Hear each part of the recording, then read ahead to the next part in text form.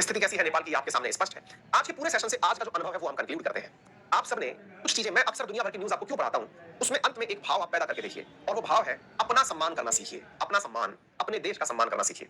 हर घर में लड़ाइयां होती हैं। आपको जो बहुत सुंदर व्यक्ति या बहुत ही समझदार व्यक्ति लगता होगा, उसके भी दिमाग में कोई ना कोई परेशानी रहती होगी। कोई भी इस दुनिया में, खुद भगवान राम जो है वो खुद परेशानियों से ग्रसित रहे, जिनको हम अपना नायक मानते हैं। उन्होंने भी कष्टों का मतलब कष्ट सहे हैं, वनवास किया है, बहुत सारे दुख उन्होंने भी सहे हैं। तो जीवन में कष्ट सबके रहेगा, लेकिन अपने आप को नीचा, दीनहीन ये मानना छोड़िए। भारत पर गर्व करना शुरू करिए आज के सेशन को, क्योंकि जब मैं खुद से जब आपके लिए चीजें तैयार करता हूं तो कई बार सोचता हूं कि यार ये चल क्या रहा है। हमारे खिलाफ एक बात हो जाए, हम तुरंत डिप्रेशन में चले जाते हैं। ओ उसने हमारे बारे में ये कह दिया। मतलब हम इंडियंस जो है ना, वो जिस मानसिकता के साथ बड़े हुए हैं वो कहीं ना कहीं ये है, बस दुनिया का सबसे बड़ा रोग क्या कहेंगे लोग, और हम पूरी तरह ग्रसित हैं। चाहे हम एग्जाम दे रहे हैं, नहीं दे रहे हैं, और हमारे बारे में उसने ये कह दिया। कहने दो यार, अपनी खुद का अस्मिता, खुद का सम्मान, खुद का स्वाभिमान एज ए भारतीय वो विकसित करना प्रारंभ करो।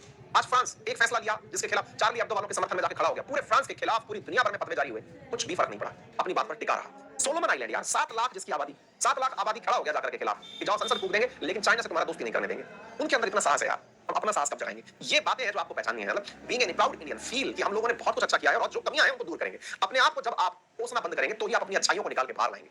अपनी ताकत को पहचानिए। कुल जमा बात ये है, आज अफगानिस्तान जिसकी हम इतनी ह्यूमैनिटेरियन मदद कर रहे हैं, वो आज भी अहमद शाह अब्दाली के गीत गा रहा है, पानीपत के नाम पर सेना का नाम रख रहा है। पहचानिए ये जो हमारे अंदर से जो है ना कि क्षमा शोधती उस भुजंग को जिसके पास गए। अरे ठीक है भाई, क्षमा कर लेंगे जब हमारे सामने स्थितियां पैदा होंगी, लेकिन पहले जहां तक बात हो आत्मसम्मान की, तो दुनिया से सीखने की आवश्यकता है कि हमें हिंदुस्तान को उस ऊंचाई तक लेके जाना है कि हमारे सामने गिड़गिड़ा कर भी बैठे, आंखों में आंखें भी ना डाल पाए। उठाइए अपने आप को और हर समय शिकायत। देखिए जीवन में एक तजुर्बा जो मैं आपसे कहना चाहता हूं, शिकायतें छोड़िए। शिकायतें का मतलब ये नहीं है आप पूछेंगे सर शिकायतें क्यों ना करें, सरकार क्यों नहीं करती, वो नहीं करती। अरे आपको हर आदमी से शिकायत हो सकती है, लेकिन जिस दिन आप समाधान करने वाले बन जाएंगे ना, चीजें आप लोगों के सामने स्वतः ही अनुकूल होने लग जाएंगी। आज हम में से बहुत से लोगों को शिकायतें हैं कि सरकार नौकरी नहीं देती। आप कहेंगे सर आप तो खुद नौकरी में है इसलिए आपको क्या ही फर्क पड़ रहा है। नहीं साथियों, मैं पहले भी नौकरी छोड़ चुका हूं, फिर नौकरी छोड़ दूंगा, मुझे कोई फर्क नहीं पड़ रहा है। मैं अपने आप को काबिल बना चुका हूं। ठीक है यार, मैं अपना गुजारा कर ले जाऊंगा। आप जैसे प्यारे साथियों के माध्यम से मेरा तो घर चल लेगा। क्यों ना हम सभी मित्र मिलकर के अपने अपने हिस्से की जिंदगी जिए, शिकायतें छोड़ें, समाधान खोजें, ऐसे ऐसे रास्ते ढूंढें भारत के विकास के लिए, जिससे कि ये राह निकल करके आए कि हम जॉब क्रिएटर बन जाएं, जॉब देने वाले बने। विकल्प तलाशिए दुनिया में अपना ही इज्जत। हमारे साथ सबसे बड़ी दिक्कत यह है कि हम अपना सम्मान करना भूल गए हैं। आप कहेंगे सर बहुत आसान है बातें करना ऐसी। हाँ शायद कह सकते हैं आप, क्योंकि आपको मेरा इतिहास ना पता हो इसलिए मेरे ऊपर ये तंज कसना आसान हो, लेकिन मैं आपको अपनी तरफ से ये जरूर कह सकता हूं ताकि आप शायद इस बात को पहचान जाएं कि क्लास 1 से लेकर के आईआईटी कानपुर तक की यात्रा पूरे समय सरकारी कॉलेजेस और सरकारी स्कूल से होकर गुजरी है। एक भी जगह मैंने ना तो प्राइवेट एजुकेशन लिया ना प्राइवेट कोचिंग ली। उसके बावजूद मैं आपके सामने आकर खड़ा हूं, ज्ञान दे रहा हूं और छोटी मोटी उपलब्धियां प्राप्त कर चुका हूं। इसका मतलब यह है कि आप दोष देना छोड़िए, सक्षम बनिए। ये मेरे सभी विद्यार्थियों से आह्वान है ना। मैं अक्सर मतलब इस तरह की बातें सामान्यतः आरएनए के सेशन में बीच में तो रोककर नहीं करता हूं, लेकिन फिर भी मैं आज आपसे ये बात इसलिए कर रहा हूं, दिल का संवाद है। समटाइम्स ऐसी पढ़ाते पढ़ाते खुद से भी हृदय में इस तरह का भूचाल सा आ जाता है, परिवर्तन सा आ जाता है कि बच्चों से एक बार इस बारे में चर्चा की जाए, सोचने के लिए उनको राह दी जाए। निवेदन है आप सबसे, कोशिश करिए मेरे प्यारे बच्चों, आप निश्चित ही परीक्षा में सफल होंगे, लेकिन सफलता असफलता एक परीक्षा से आप अपनी जिंदगी को नापना शुरू ना कर दें। बहुत सी परीक्षाओं में फेल भी होंगे, बहुत सी परीक्षाओं में पास भी होंगे। जीवन खुद एक परीक्षा है। आप लोग बचपन से लेकर आज तक परीक्षा देते आ रहे हैं, सफल होते आ रहे हैं, फिर एक परीक्षा है, फिर पास होंगे, फिर फेल होंगे। अपने आप को उससे आंकना मत शुरू कर दीजिए कि मेरा इस एग्जाम में सिलेक्शन नहीं हुआ तो क्या होगा। विकल्प तलाशिए ना, डिपेंडेंसी छोड़िए, खुद इंडिपेंडेंट बनिए। आप पूछेंगे इंडिपेंडेंट बनने के लिए हम क्या करें? यार देखिए ये विकल्प आपके पास हो सकते हैं। बहुत बार सुनने में बहुत गंदा लगता है जब कोई ये कहता है कि मैं बहुत से विद्यार्थियों से जो मेरे पास आते हैं आर्थिक सहायता के लिए मेरे पास बहुत मैसेजेस आते हैं और बिना बोले मैं वो कार्य करता भी हूं। मैं मतलब उसका ढिंढोरा नहीं पीटता, ना अखबार में निकलवाता कि मैंने इतने लोगों की पढ़ाई फ्री में कर दी, इतने लोगों को मैंने रहने का काम कर दिया, इतने लोगों को जॉब दे दिया। नहीं, अखबार में तो नहीं निकालता, लेकिन हाँ गुपचुप तरीके से जो भी तरीके मेरे साथ संभव है वो करता हूं। लेकिन एंड में सबको यही सिखाता हूं कि बेटा अगर कर सकते हो ना तो स्वाभिमान पैदा करो, और स्वाभिमान खुद से कमाने से आता है। आप में से आज हर एक भाई बहन जो तमाम परिस्थितियों से गुजर रहा है, अगर कमाने के नाम पर ही सही, मैं आपसे ऐसे ऐसे लोगों से मुखातिब करा सकता हूं जिन्होंने अपने आप के लिए अखबार बेच बेच कर पैसे कमाए और पढ़ाई करी। मेरे कई मित्र ऐसे हैं जो कि इस समय बहुत अच्छी अच्छी पोजीशंस पर बैठे हैं, जिन्होंने रात को गार्ड की नौकरी करी है और दिन में एक बहुत ही शानदार एग्जाम पास किया। हमारे सामने एग्जाम्पल्स भरे पड़े हैं। मैं आपसे ये तो नहीं कह रहा गार्ड बन जाइए, मैं आपसे कह रहा हूं कि आप पढ़ा रहे हैं, पढ़ रहे हैं, 2 बच्चों को साथ में बिठा के पढ़ा लीजिए, आपके पेन पेंसिल का तो खर्चा निकल आएगा। और कुछ नहीं तो जो आपको अच्छा लगता है वो काम करके 2 पैसा और कमा लीजिए। डिपेंडेंसी जो है ना वो सेल्फ डिपेंडेंसी में बदल दीजिए। जिस दिन ये कर देंगे, हो सकता है आप में से बहुत सारे बच्चे जो हैं मेरी इस बात से वास्ता ना रखते हैं, उन्हें लगता हो कि यार ठीक है, मतलब सर बोल रहे हैं, प्रवचन देने की आदत है इनकी। मैं प्रवचन तो दे रहा हूं, ये तो सही है, लेकिन सच्चाई है साथियों कि मैंने अपने जीवन में ये खुद करके देखा है। और आज बहुत गर्व से आपके सामने खड़ा होकर क्लास लेता हूं, खुशी से क्लास लेता हूं। मुझे खुशी है कि मैं जो काम कर रहा हूं वो मुझे सेटिस्फैक्शन देता है और आज तक अपनी खुशी के अनुकूल चलता आया हूं। मेरे जैसे नहीं, लाखों लोग, करोड़ों लोग मुझसे आगे हैं, जो लोग इसलिए सफल हैं क्योंकि उन्होंने खुद के काम को इज्जत दी, खुद के कार्य को, अपने आप को इज्जत दी। भारत में यार साथियों, आप केवल मेरे कहने से जब भी निराश होने लगे, अपने शहर के आसपास, अपने जिस क्षेत्र में आप रह रहे हैं, वहां पर खड़े होकर के एक विचार बनाइएगा, आपके शहर का सबसे शानदार गोलगप्पे वाला कौन है, सबसे शानदार पंसारी की दुकान कौन सी है, सबसे शानदार मोची कौन सा है। हर व्यक्ति अपने क्षेत्र में महान है। ये मत मान के चलिएगा। देखिए एक मिथ्या है आपके दिमाग में कि मैं आईएएस बन जाऊंगा तभी समाज का सबसे प्रतिष्ठित व्यक्ति बनूंगा। जी नहीं, अगर सभी लोग आईएएस बन जाएंगे तो बच्चों को पढ़ाएगा कौन, डॉक्टर कौन बनेगा, कितनी बड़ी बड़ी बिल्डिंग्स कौन बनाएगा, इंजीनियर कौन बनेगा, आपके पैसे का बैलेंस कौन मेंटेन करेगा। समाज का हर व्यक्ति महत्वपूर्ण है। आप किसी भी जगह हो, आप हर जगह महत्वपूर्ण है। समाज किसी एक व्यक्ति से नहीं बन सकता। केवल प्रशासक हो जाए तो भी समाज नहीं चलेगा।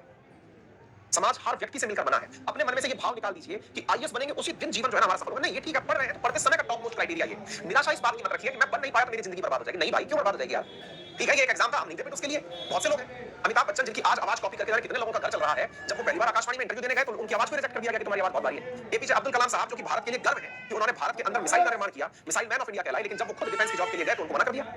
शुरुआत में उनके साथ ऐसा हुआ। क्या पता आप जॉब करने के लिए नहीं, जॉब देने के लिए बने। सकारात्मकता इस आधार पर रखें कि आप आईएएस जो है वो नौकरी करने के लिए नहीं, क्या पता आईएएस का ऑर्डर देने के लिए राजनेता बन जाए, आप ऐसे सोशल वर्कर बन जाए कि आपके आगे पीछे आईएएस घूमे। दिमाग में ये सकारात्मकता लेके आइए कि आप पढ़ाई कर रहे हैं, उसके दबाव में मत आइए। आप आपके व्यक्तित्व के अंदर ये दबाव पैदा मत करिए। निवेदन ये ठीक है, पढ़ाई कर रहे हैं, आप सफल हो जाएंगे, हमारा मानना है कि आप सफल हो, हमारी आपकी शुभकामनाएं, आप तो पढ़ाई उस विषय के लिए रहे हैं कि आप सफल हो, लेकिन अपने ऊपर उसका इतना बोझा मत लाद लीजिए कि ये नहीं हो पाया तो हैरान सर क्या सोचेंगे। अरे सर सोचेंगे तुम और अच्छा आदमी बनने वाले हो। आप हर व्यक्ति आईएएस बनकर ही ना थोड़ी नाम कमा रहा है।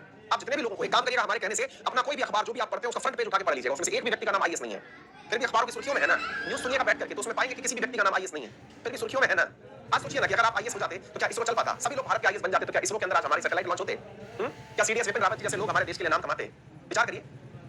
राजनीति हो, कहीं भी हो, डिफेंस हो, तमाम सेक्टर सबसे मिलकर हिंदुस्तान बना है। कोई यदि ये कह देना कि साहब मैं जो है ना, मैं क्या बोलते हैं, बाबू बनना चाहता हूं, बनो ना यार, तुम्हारा योगदान है इस देश में भाई। आप अपने आप को नीचा समझना बंद करिए। ये जो हमारे यहाँ पे ना सबसे बढ़िया तो वही है क्योंकि उससे सब डरते हैं। ऐसा नहीं है भाई। आईएएस अगर ये समझ लेता है ना कि वो आईएएस बन गया तो बहुत कुछ बिगाड़, कुछ नहीं बिगाड़ सकता वो। आप किसी का बिगाड़ने के लिए कुछ नहीं बन रहे हैं। Is administrator to facilitate you, ताकि आपको एक विभाग से दिक्कत हो दूसरे से ना हो, मैनेज करने के लिए हो। समझिए मेरा निवेदन, अगर कुछ भी सही सकारात्मक रूप से आपके दिमाग में जाए तो उसको अपनी लाइफ में उतारिए। मेरा मैसेज आपको समझ में आए तो कृपया करके उसे सकारात्मक रूप से उतारिए। हम पूरी तरह सकारात्मकता के साथ आपके साथ खड़े हैं, लेकिन दिमाग में से ये बर्डन उतार दीजिए कि मैं जिस दिन आईएएस बन जाऊंगा उसी दिन जीवन बनकर के मेरा तो सफल होगा। अरे यार हमारे कोर्स आप नहीं खरीदेंगे, कोई और खरीद लेगा। मैं कोर्स बेचने के लिए आपको आईएएस नहीं बना रहा हूं मेरे भाई। बनना है बनिए, खुश रहकर पढ़िए, जिस काम में मजा आ रहा है करते रहिए। दबाव में अक्सर परफॉर्मेंस बिगड़ जाता है। अंडर प्रेशर खुद सचिन तेंदुलकर आउट हो जाते थे, नर्वस 90 एक शब्द निकल के आया था उन दिनों, सचिन शतक नहीं बना पा रहे थे क्योंकि उनके ऊपर शतक का दबाव क्रिएट कर दिया था कि सचिन के अब इतने शतक होने जा रहे हैं। बस वो न्यूज़ खुद पढ़ते थे, खुद नर्वस हो जाते थे। सोचिए क्रिकेट का माना है, खुद नर्वस हो जा रहे हैं। दबाव में अक्सर परफॉर्मेंस बिगड़ जाते हैं प्यारे साथियों। अपने को दबाव में मत डालिए, ठीक है। पढ़ रहे हैं तो पढ़ाई का जो सर्वोच्च गोल है वो प्राप्त करना है, दैट्स ऑल। पढ़ाई का सर्वोच्च गोल है कि भाई सक्सेसफुल होना है, ठीक है। नहीं हुए कोई बात नहीं, अपनी मेहनत से संतुष्ट हो जाइए। जिस दिन तैयारी करके बाहर निकले उस दिन आंखों में आंखें डालकर अपने आप से ये कह सके कि मैंने जो मेहनत की थी उसके हिसाब से मुझे चीज मिल गई। अपनी मेहनत पर संदेह ना हो, अपने समय की बर्बादी पर संदेह ना हो कि मैंने इतना समय दिया वेस्ट चला गया। नहीं, आपने जो मेहनत की, अगर आप उस मेहनत के बावजूद फेल भी होते हैं ना, गर्व होगा आपको इस बात पर कि यार मैंने तो मेहनत की थी, लेकिन शायद कंपटीशन में जो और लोग बैठे थे उनने मुझसे भी ज्यादा मेहनत की थी। ठीक है, हो सकता है कुछ बच्चों के जीवन में ये परिवर्तन लाए। आइए बढ़ते हैं आगे। मुझे पता नहीं क्यों आज महसूस हुआ आपसे ये बातचीत करने का।